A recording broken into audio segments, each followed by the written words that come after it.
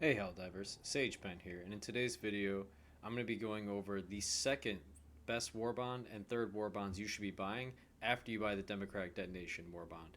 If you haven't watched my first video, go check it out. I'll leave a link in the description below, but it's going to explain why the best warbond that you can start out with after you, and you don't even have to do this after, because this first warbond here, the free one that you get, it has 8 pages. So even when you're on page 1 or 2 and you earn enough of these super credits here, or you have enough money where you can buy yourself your own, a lot of people will tell you to start with Steel Veterans and or Cutting Edge. But my video will explain why you should buy Democratic Detonation Warbond first. So go ahead, go watch that video, go click on it, and then come back to here. I'll wait.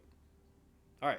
If you're back here, I'm assuming you've watched the video now, so we can move on. So now that you have the Democratic Detonation, you have a couple things. You have the exploding crossbow, and you have thermite grenades, among other things. So the next warbond I would recommend is not going to be any of these. It's actually going to be the most recent warbond, the Urban Legends.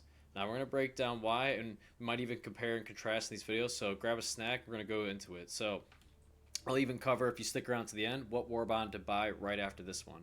So within the Urban Legends, on that very first page, you're getting actually some stratagems, and the directional shield here is one of the best stratagems that you can do loadouts for when paired with one-handed weapons.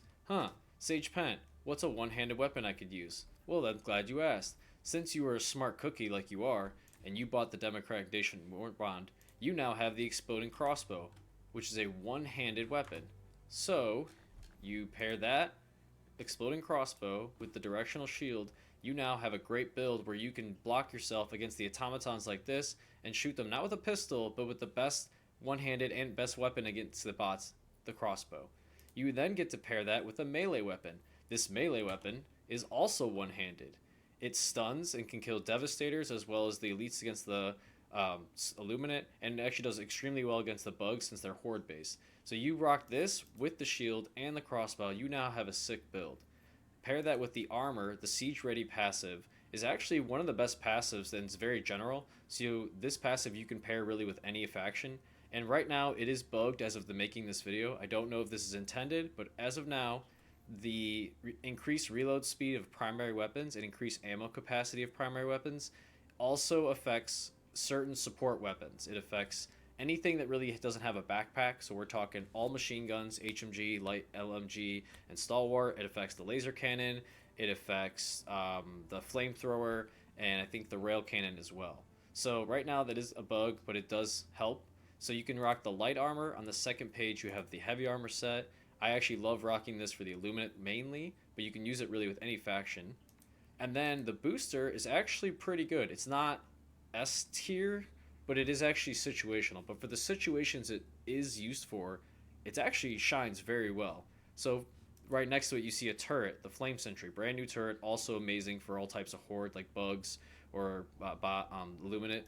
And with this, you actually get a little turret on top of your resupply pods. This is amazing for defense missions because if you know you play those with the doors and you have to send the rockets, you are always having resupplies everywhere. If you're rocking a turret-based build, you now have a bunch of extra turrets ready to go. So that's going to be some really cool builds you can do with that. It's not the best booster, but it definitely has its situations where it shines.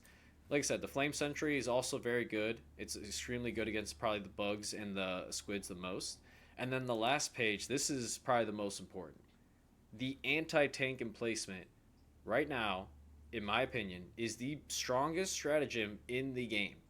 You have to get a little bit used to placing it, and I wouldn't maybe recommend it against the bugs, but you could still make it work with them with a good strategy. Even if you place it with the flame turret, for example, and an armed resupply pod right next to you, you can be protected because this thing has 30 rounds and it destroys factory striders, bile titans, bases for the automatons. It destroys the illuminate tripods. It destroys tanks. Like this thing just shreds. It drop ships for the bots. Forget about it. They're gone.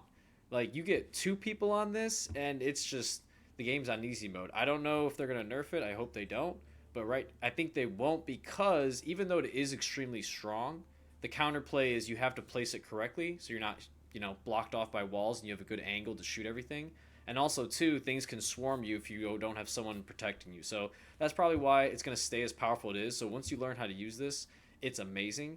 And you can pair it with things in this Warbond that also go well with the Democratic Detonation.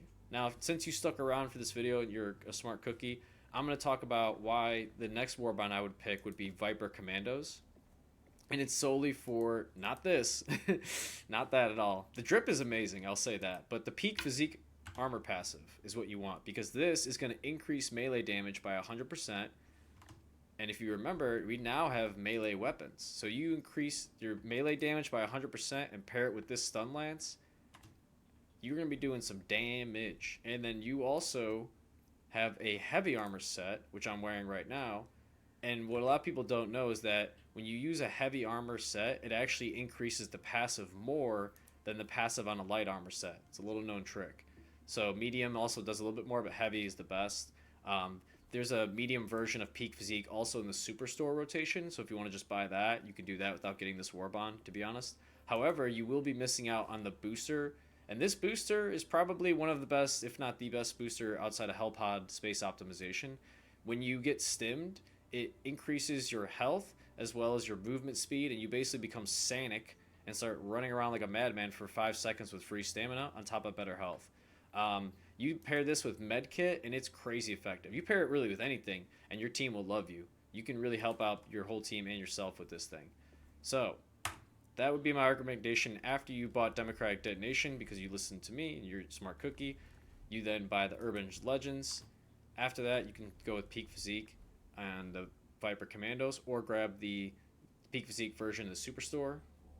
And then after that, I will make videos on what Warbonds to go for. But as of the making this video, it's Urban Legends, and then it's Viper Commandos. Thanks again, and if you liked the video, please smash that like button, it helps a lot, and subscribe to the channel for more Helldivers.